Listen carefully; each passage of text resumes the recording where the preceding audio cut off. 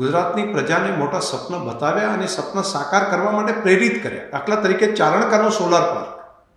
કોણ વિચાર કરી શકતું હતું કે આ સૂર્ય તો વર્ષોથી તપે છે, આ લૂ તો વર્ષોથી હતી, પરંતુ એ સૂર્યનો પ્રકાશ એમાંથી એના રેડિયેશનમાંથી વીજળી ઉત્પન્ન કરી શકાય અને તેની શરૂઆત કરવી કોઈ નાની ઘટના નથી.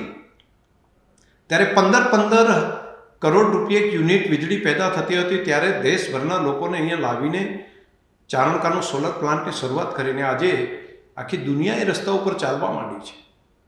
એવું જ હું માનું કે યોગ માટેની જે કામ એમણે કર્યું છે એ પણ અદ્ભુત છે.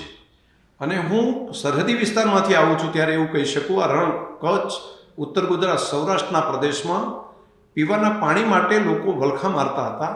અને એ વખતે એમણે કહ્યું કે હું પીવાના પાણીની પાઇપ શેક કચ્છ સુધી પહોંચાડીશ, સૌરાષ્ટ્ર સુધી પહોંચાડીશ અને ઉત્તર ગુજરાતના ઘર ઘર સુધી, ગામ ગામ સુધી હું પીવાનું પાણી પહોંચાડીશ.